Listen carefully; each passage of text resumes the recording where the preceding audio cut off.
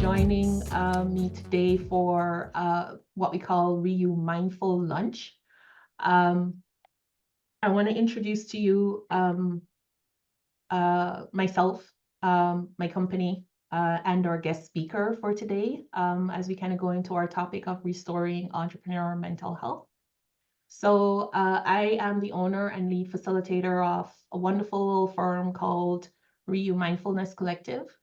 And what we do here is we work supportively with individuals and teams to foster well-being and resilience through mindfulness. And we use that mindfulness as a really broad term, but what we're actually talking about in real life is capacity building, training workshops, one-on-one mentorship that utilizes writing, mindfulness-based stress reduction coaching, among other things, and storytelling, among other things, in order to help teams and individuals grow their well-being and stress resilience. And that relates to career individuals as well as entrepreneurs. And so with that in mind, it's how do we continue to build resilience and how do we support ourselves? I've asked SJ to just pop the link to REU Mindfulness inside the chat there. So if you want to sort of have a look at that to get a little bit more of a sense of what we do at REU, that would be fantastic. Because I want to spend most of my time this afternoon connecting with my guest speaker and inviting other persons to join us in this conversation around restoring entrepreneur mental health. So it's my pleasure to introduce to you Yemilo Audu. Yemilo is an event producer, strategist, facilitator, and activist. She is the founder and owner of Tukoda, a corporate event consulting and production company that emphasizes diversity and inclusion. And I've asked SJ is going to drop the link to Yemilo's company in the chat there. You can learn a little bit more about what she does.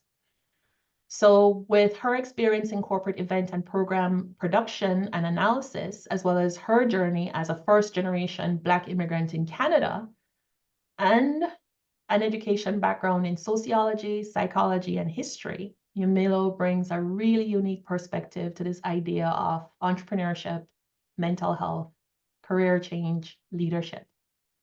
So Yemilo joins me today to talk about restoring entrepreneur mental health. Welcome, Yemilo. Hi. Hello. Thank you for having me. Thank you so much for saying yes and for joining us for Mindful Lunch today. So Yemilo and I are both lovers of storytelling. So we agreed to frame this discussion in the session around a storytelling concept called the hero's journey. So if you can, like I would invite you to have maybe a pen and a piece of paper handy for kind of jotting down some of the reflection questions that we're going to be sharing in the session today. We'll have lots of opportunity for audience members to weigh in on those reflection questions when we get to that particular point in the conversation. But just in case you need a little bit more time with these questions, it might be helpful to just have a notebook and paper handy to take them with you offline. So before I kind of get into the questions and the conversation with Yemilo, I just want to, for everyone's benefit, just share just a little bit about this concept of the hero's journey. So I thought the best way to do this in as few words as possible would be through audiovisual. Yay, audiovisual. So I'm just going to share my screen with you real quick. And if you can please tell me if you're seeing my slide. Is that working? Yes. And you're seeing a full screen slide there? Yes, we are. Perfect, perfect. So this is really what I kind of call the hero's journey synopsis. So this is one of the methods in storytelling that I tend to take clients through when we're writing resilient stories, especially mental health stories. So the concept of the hero's journey is really something that came out of a book written by Joseph Campbell all the way back in 1945, but it really still has a lot of merit in a lot of the literature and the way that we do storytelling today. And I always kind of say, like, especially when we talk about mental health and resilience building, I often always say to my clients that, you know, we're all the heroes of our own stories. We just don't know it yet, right? So it's this real journey, this progress through trying to find our way to recognizing how we become the heroes of our own story. So there's a three-part, I've kind of reduced it to like this three-part explanation just for simplicity here. But what we have with the hero's journey is essentially a beginning stage that's called the call to adventure. So if you think about this from an entrepreneurial or career journey point of view, this is where you'd have that initial excitement, that motivation, the sense that you're stepping into the unknown. You may be super willing, you might not be so willing, but this is like where you're at that threshold point, right? You're about to begin this journey. And then next you have what's called the ordeal and the abyss, right? So in the stage of the journey, this is where the individual will face setbacks, they'll face mental health struggles. Sometimes they're in that stage of confronting their deepest fears. Sometimes it's about failure, sometimes it's about self-doubt, you know, that concept of hitting rock bottom, if you will, or hitting rock bottom many times, like bouncing, if you will. And then there is this third stage where, you know, we refer to it as the return with the elixir. This is really your transformative part of the journey, where we get to the point where we begin to reframe those challenges as sources of strength. And we have now a healthier outlook. That healthier outlook will influence our mental health framework. It influences the kind of changes that we implement. It might include setting some boundaries, especially if you're in corporate life or in an entrepreneur, like determining that you do need those boundaries, even boundaries with yourself becomes extremely important. And it becomes that reclaiming of purpose, right? So the hero's journey, you know, if you ever, you can Google Joseph Campbell or the hero's journey. There's lots written up on Wikipedia. It's usually presented as the circle, right?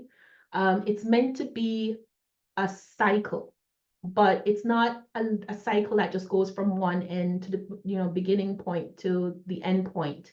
It's actually more of a spiral, if you can think of it that way, where when you get to that transformative stage, you're now going to come back into a new call to adventure. And then that brings you into a new stage of the ordeal and the abyss, but it's a different kind of challenge. And then it comes back through to that stage of transformation, but it's a different level of transformation, and the cycle just continues. So that's how we kind of progressing through that life cycle. So that's a really quick sort of Cole's Notes crash course on the hero's journey for anyone who is unfamiliar with the term or the topic. And we'll share these resources with you after the mindful lunch, so you'll have that to take away. So with that in mind, I wanted to invite Yemilo into this conversation about restoring entrepreneur mental health by asking Yemilo, what started your call to adventure as an entrepreneur? Okay, well, I would say my entrepreneurship journey started mainly out of frustration. I had been running away from the call to entrepreneurship for a while because I consider myself a very cautious person. And a 9 to 5 being an employee gave me that stability and gave me that safety that I enjoyed. And I think being a first generation immigrant, if you are one or know of any, that is a space that you're very much encouraged to stay in because it's predictable. So starting Tukoda was more of I was frustrated. I didn't want to attend events, the kinds of events that I had been for years. I thought that we needed meaningful engagement and inclusion and true impact. And I always saw events as an opportunity to create community and really do powerful work. So that's really how I started Tukoda. Um, I really wanted to see the change that uh, I kept talking about with people in my community. And I'm the kind of person who I don't like talking for long. So I felt like I'm tired of talking. If anybody's going to do anything about it, it might as well be me. And let's start now. So I kept going back and forth with that idea. And my dad was a very big impact on me to really take that leap. And I think that's one of those important moments in a person's life when you realize that there are people in your community that may believe in you more than you believe in yourself. And at the moment, I didn't see what he saw, but I was like, I respect you enough that if you see something, then there must be something, which means that this idea must be okay enough for you to support me.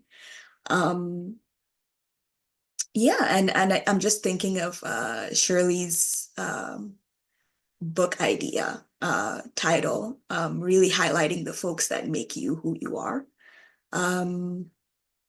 So starting the business, I had asked my dad to name the business for me because I really wanted it to um, be meaningful. And if you know anything about me, you know that I am very sentimental. So I asked him to name the business a word in our language or words in our language. And weeks later, he came back with the name Tukoda. And Tukoda in my language, so I'm Nigerian, Bagi. That's my tribe and language. And Tukoda in my language is leader. But it's more of the essence of leadership that carries community. So the experience, the knowledge, good judgment, really carrying your entire community with the decisions that you do make. Which when I saw the name, I laughed out loud because I thought that is a lot to ask of me for someone who just reluctantly decided to start a business. But years later, um, it's definitely a source of strength when I think about the meaning. Um, yeah, and there's more history behind it. So if you go to my website, I explain it a little bit more. Mhm. But it's a dear name to me. And so taking that leap into entrepreneurship really was reluctant for me.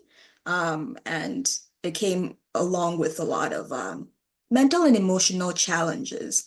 There was Mm. that self-doubt, fear of failure, which I think really happens, especially when you're cautious like me and you really want to stay in the straight and narrow and predictable path.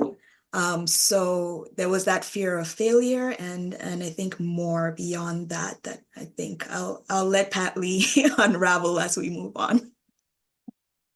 Well, thank you so much for sharing that part of your story with us, Yemilo. I mean, it's no small feat moving from a corporate paid, predictable sort of economic situation to suddenly becoming your own boss and running your own company. And then I feel like, there is so much power. Like I've heard the story about how your company came by its name, but what the name actually means and that sense of leadership, carrying the community, that's a lot to carry with the naming of the company. And so just before I kind of get into that question though, I wanted to sort of just throw this out as an audience question to think about. Just kind of thinking a little bit about your own entrepreneur or corporate journey.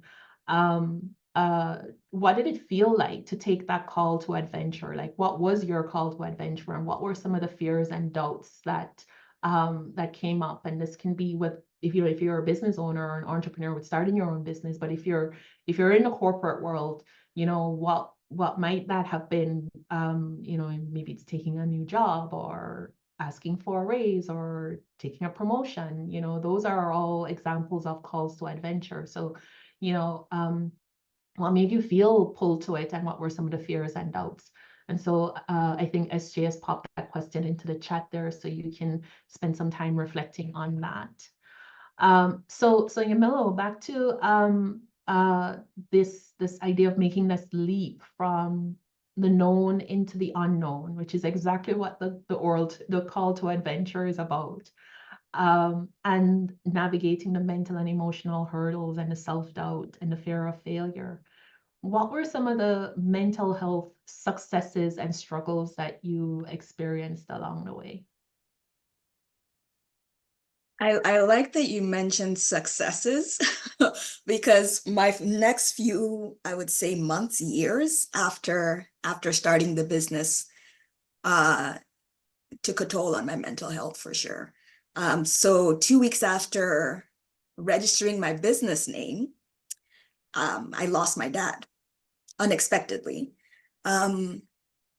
So I went ahead and emergency attended the funeral, returned, and people deal with grief in very different ways. I decided to go and do a pitch competition about a week after I came back from the funeral.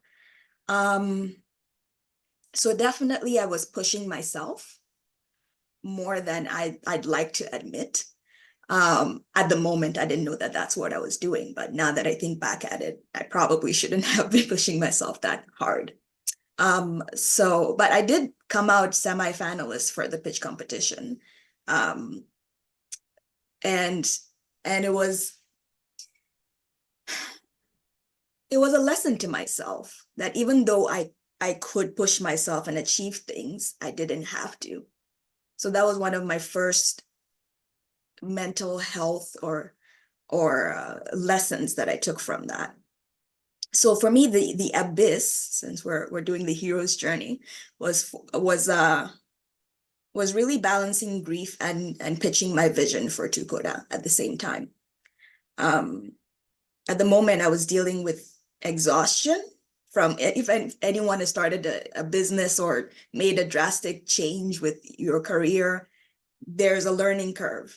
So I was pushing myself during that time. I was dealing with the fear of failure. And there was also the pressure to succeed in my father's memory. So it was a very full time, I would say a very full time, because there were a lot of lessons to learn at that moment. It didn't really help that I was new to the scene either, my very first business in Canada.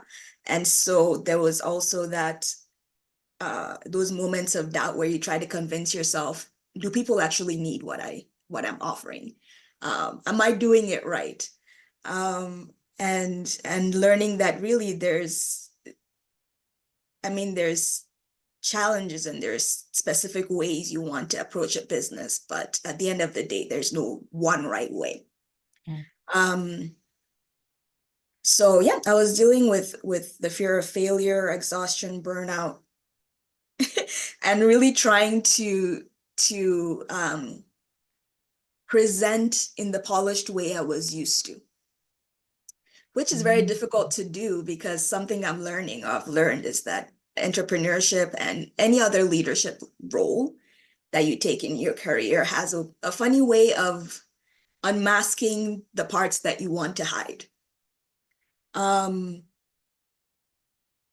so I wasn't very polished in those moments, which was a lesson for myself, a blessing I think about right now, because it forced me to depend on my community. It forced me to let the people around me who, always said, we'll be here for you, actually step up, right? And there's a way that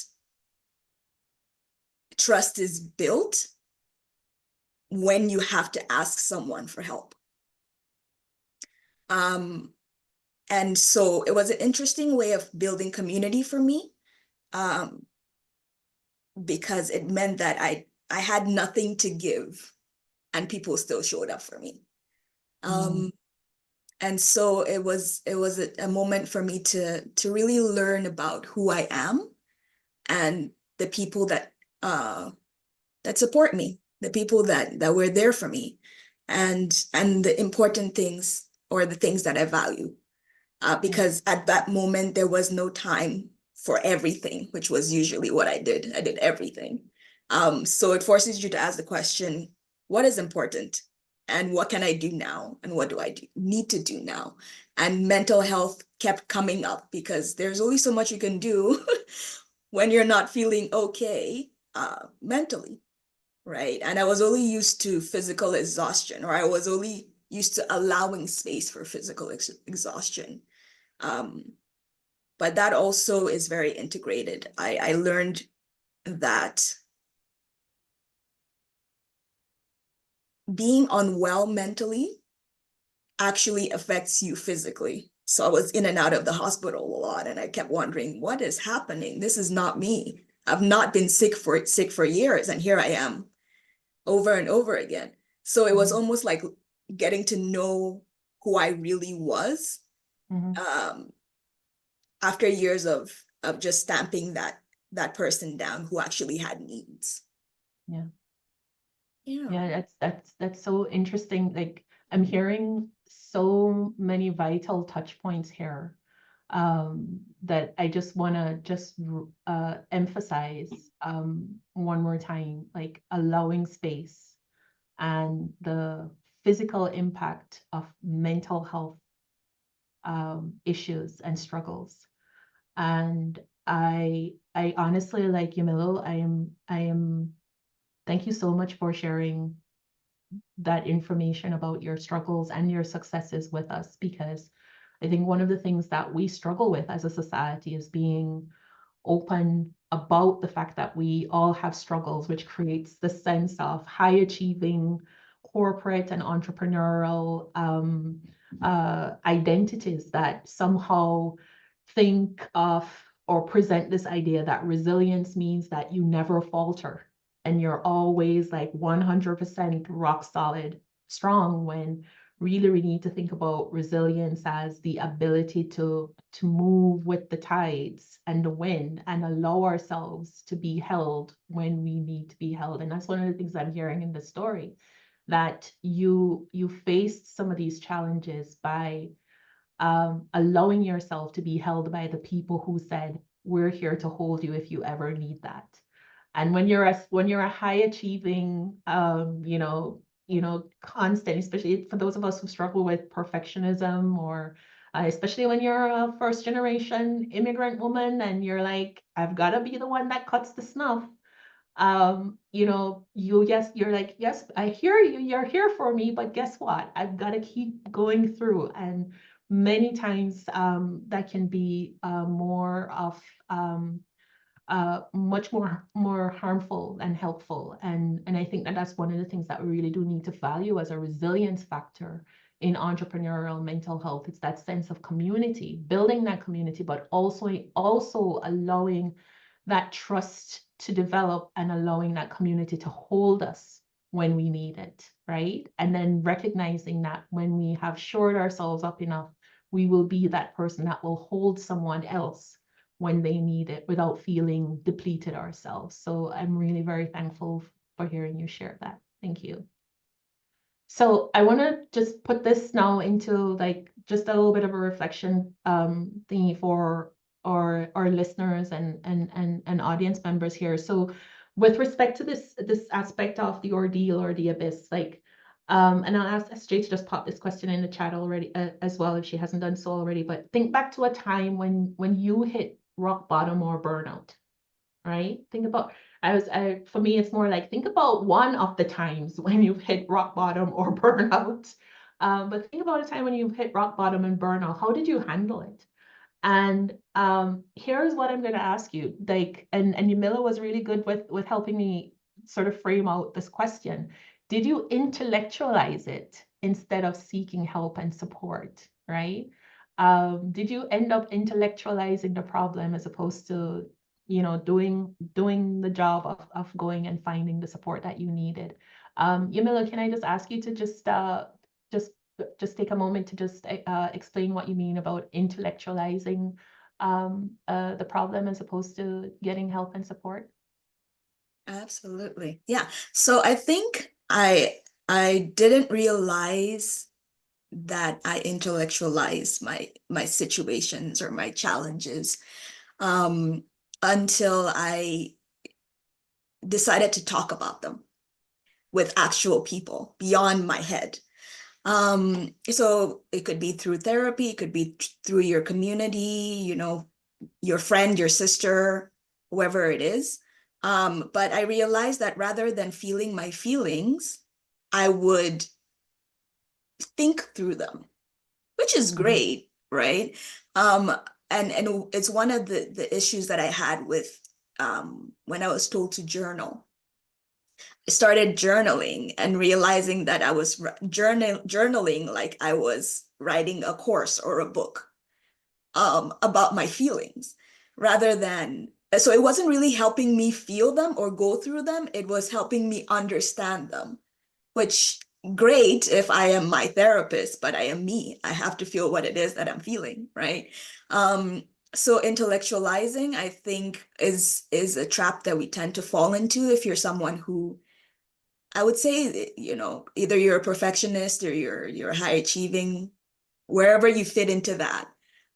But just avoiding the feelings by trying to understand them so much. So you buy all the self-help books, you journal from now till tomorrow, and then you realize, I don't think I have felt any of those things. I know what it is. I can tell you what's happening, but I think that sometimes we underestimate the need to be human and to feel our feelings.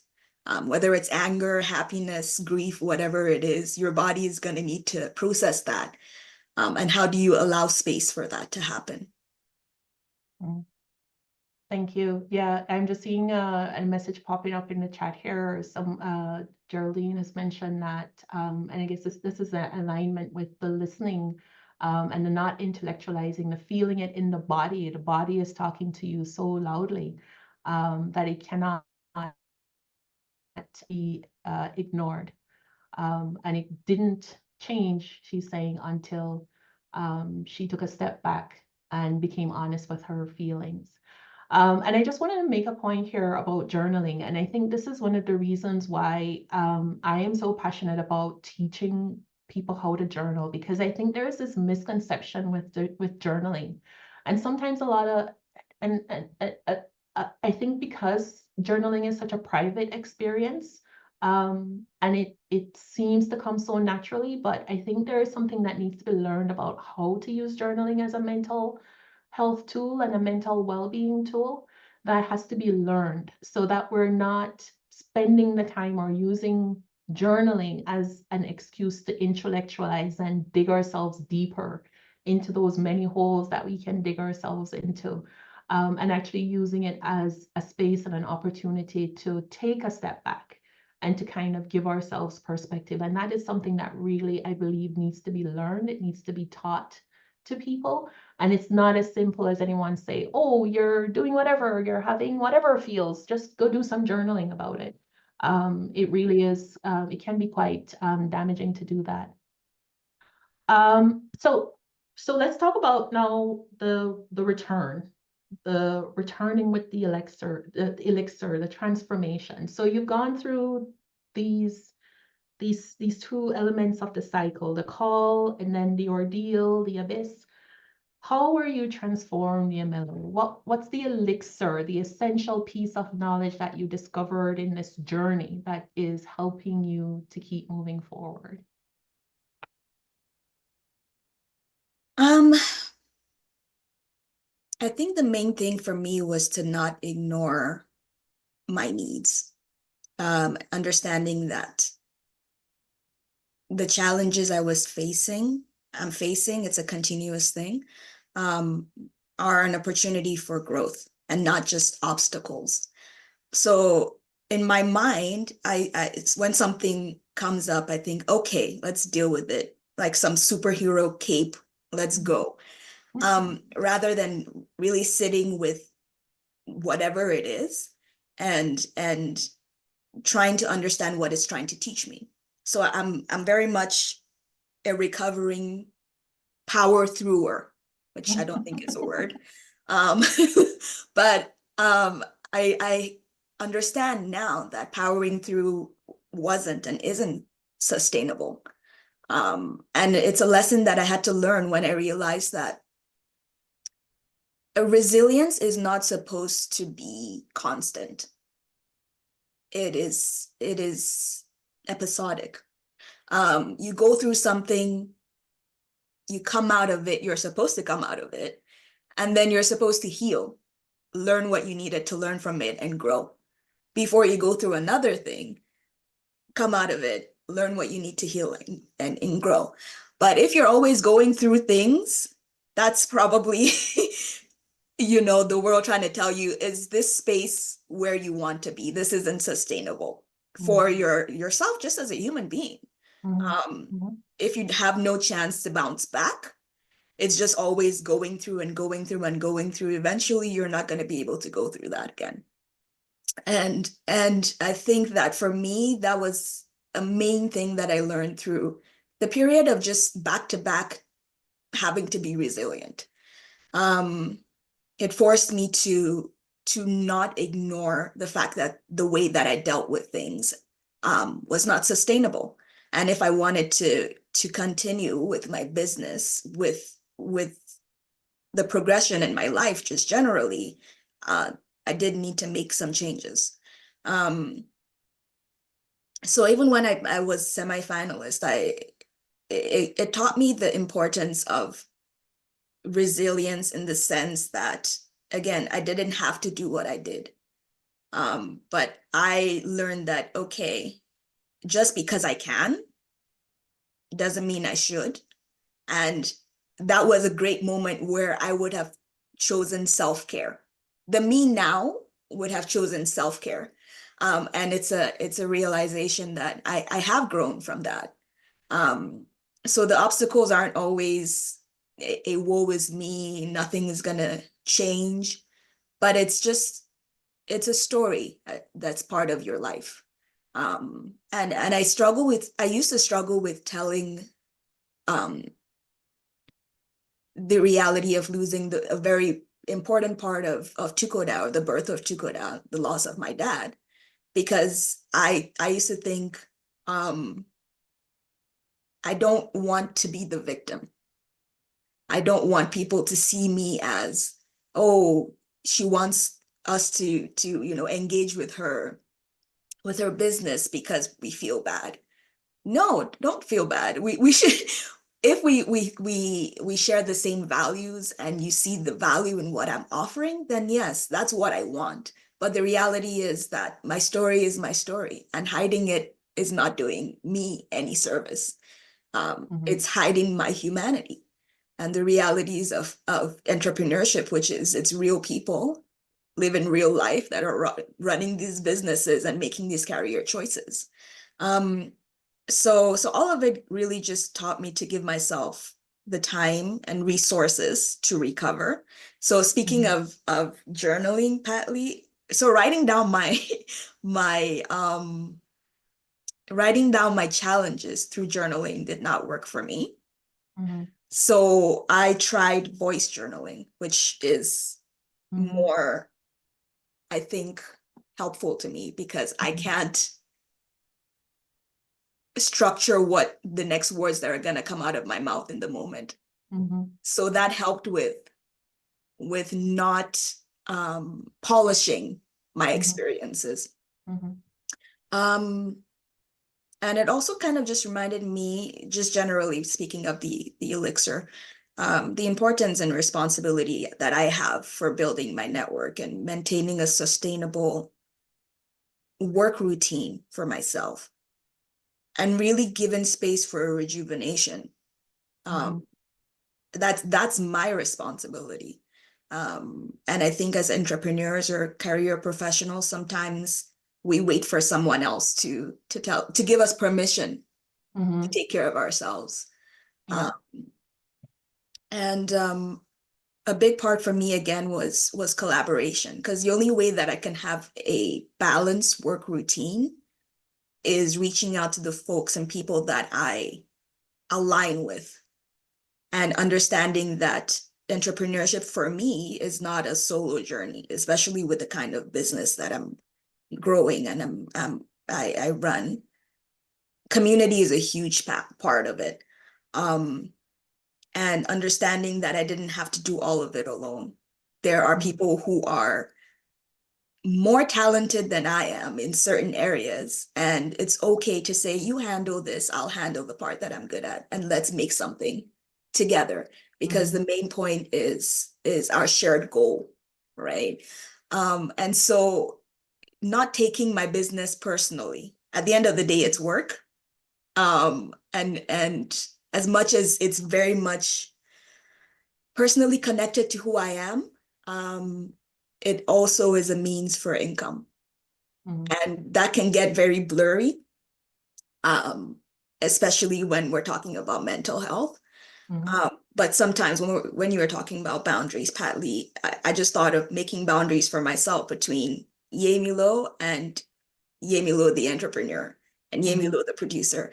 And I think that those are some of the lessons that I've learned, but it's an ever evolving thing. As life changes, I relearn these lessons in different stories and different forms. And yeah, I think that's another thing to keep in mind, that it never really ends. You just keep growing and you keep going. Yeah. Yeah, I love that. It never really ends. You keep growing and you keep going. So that's the idea with the hero's journey cycle, right? Because you learn, you have the elixir, you use that elixir. It's this magical piece that's now going to take you into your journey. So it's not the end of something, but the beginning of something new, which is why I kind of describe it as more of that spiral. It's kind of like an orange peel, you know, that if you kind of think about how an orange kind of peels off when you kind of go through that spiraling kind of effect. Thank you so much for sharing that, Yemilo. I'm just blown away by some of the key points that are coming out here, where I'm hearing about the importance of bringing in the whole body into the equation here, not just the brain, when we start to think about mental health and workplace, whether you're an entrepreneur or not, like, it is really about thinking about how to be well in your work, right? And funny enough, you've mentioned a couple of things that we don't necessarily associate with entrepreneur mental health, but they are extremely important. You talked about the network, building your network, having that routine that is about keeping yourself accountable and setting those boundaries for yourself. But then you also talk about collaboration, like especially in the entrepreneur realm. Oftentimes we think about and we scan the marketplace and the landscape, and we sometimes see competitors as opposed to potential collaborators. And if we can change that sort of mindset and see collaborators and helpers and people that we can work with, and not working with them actually makes us stronger, then we are actually expanding our relationships and building healthier relationships that actually help us achieve some of those entrepreneurial successes that we're really interested in. I think so I just want to just throw this one out as like a last question to think about, and I'll ask SJ to just put this one up in the chat, so you can make note of it or reflect on it. Think about your practices for restoring your resilience and mental health. And then as you think about that, what do you do for maintaining your own resilience and mental health?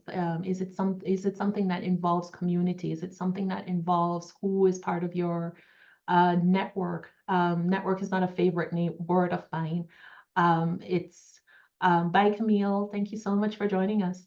My word is relationships, right? I prefer, what are the relationships and how are those relationships restoring you? But also think about some of the unhealthy coping practices or habits that you kind of default to when things kind of get a little bit rocky, right? What are those unhealthy coping habits?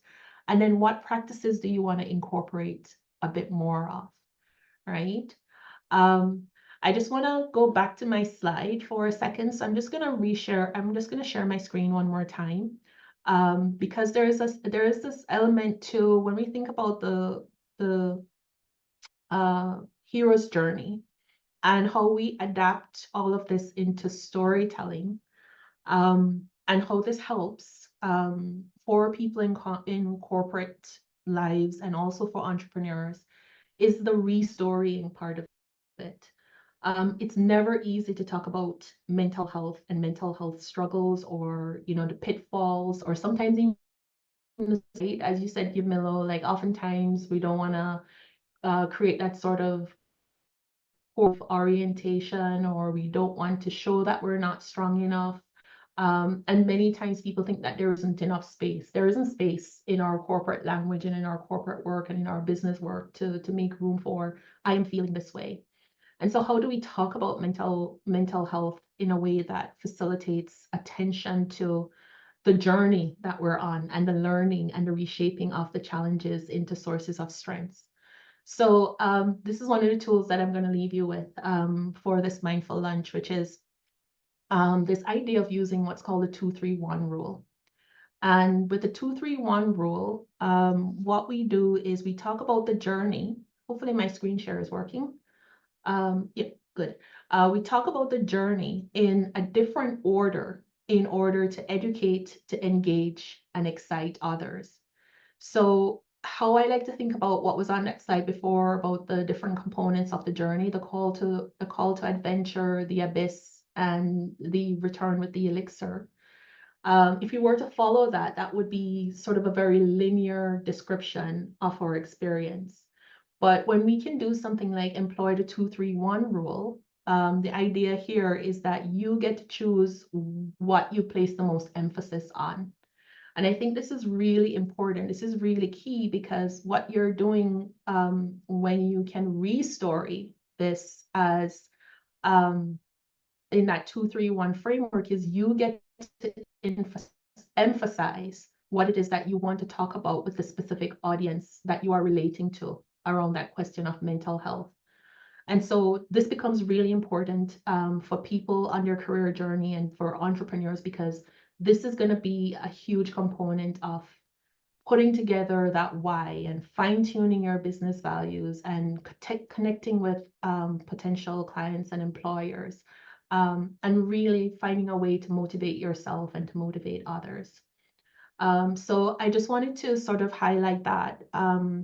And I'll stop the screen share. Like I said, I'll share this slide with ask you if what would be your 2-3-1 strategy with this story, that you've identified what are, why you were called. You've identified the abyss itself. You've identified the elixir, the transformation. If you were putting together, if you were talking to a client who's trying to find their purpose with putting on an event, how would you use that story of your growth or your own hero's journey? I'm gonna think of it for a minute here. I think starting off with the lessons I've learned.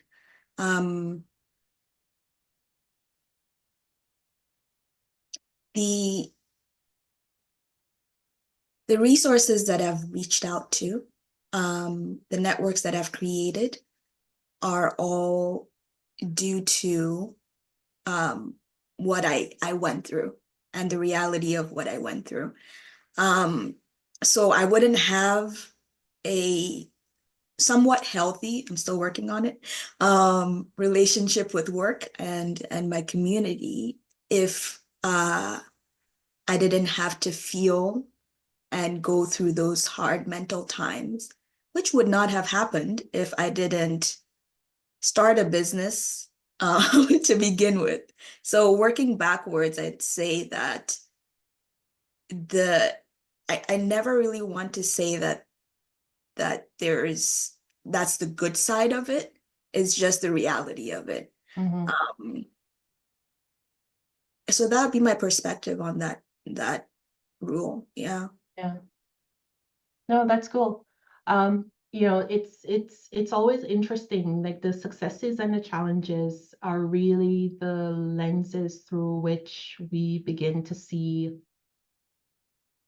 how much of an impact we can have on the world. right? And sometimes it's those tiny impact, those tiny things that really sort of lead us into much bigger things in terms of that grand scheme of impact.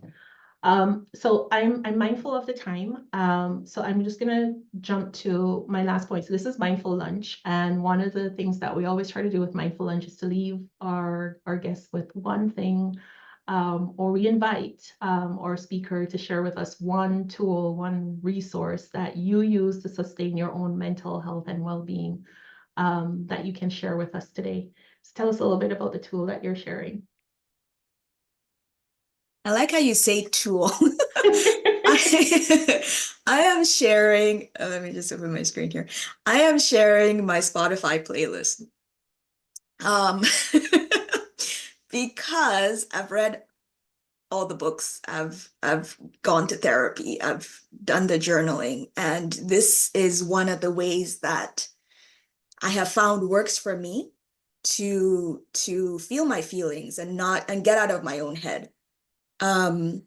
So for me, hard times really lifted what I call the veil, that everything was okay. So when I kept pushing myself and really having that, really, I was just bullying myself now that I think about it. I was bullying myself to power through things. And one thing that always cheers me up is dancing. And when I say dancing, I mean dancing like no one's looking. So I've done dance classes as well. I feel a little too conscious in there, trying to get all the moves correctly. But my playlist is just me in my kitchen, really getting all the energy out. Especially when I can't understand what it is that I'm feeling or why I'm feeling it. And see, I'm doing the intellectualizing thing again. Sometimes you just need to put a good playlist on and dance the energy out. And then it's a reminder for me that before I am anything else, before I take any other role, sister, partner, entrepreneur, founder, I am Yemilo first, and that is the person that I need to take care of to be able to show up in all other roles fully. And so I dance. Yes. Well, that's bringing the body back in, right? Getting out of our heads and getting back into our bodies. And what better way to do that than to actually bring music back in there? Yemilo, thank you so much. I'm looking forward to listening to the Spotify playlist. I'm going to put it on while I'm editing the video for Mindful Lunch that we're going to share with our guests and put onto our relevant social pages. Thank you so much for joining me today, Yemilo. This has been such a valuable and filling lunchtime conversation. We're going to share, we've shared Yemilo's playlist in the chat, but it's also going to come out in the follow-up resources along with the slides. And you've got those questions. We'll also put those questions to think about if you've ever want to do a little bit of journaling. And I just want to make a point that audio journaling and video journaling, and you can even journal with paint on your body. Like, these are relevant ways to journal that gets you out of the intellectualizing. So it pays to invest a little bit of time in really, getting, wrapping our heads around how we can use journaling for better mental health. Folks, thank you so much for joining us today. The conversation continues even after the Zoom meeting ends. You can join us in the REU community to continue this discussion about restoring entrepreneurial mental health. And you can even join us in one of our storytelling and narrative sessions to build, a resilient story about your own work-life journey. Thank you so much for joining me, folks. It was great to have you. I wish you great transitions into your 1 o'clock. Walk good.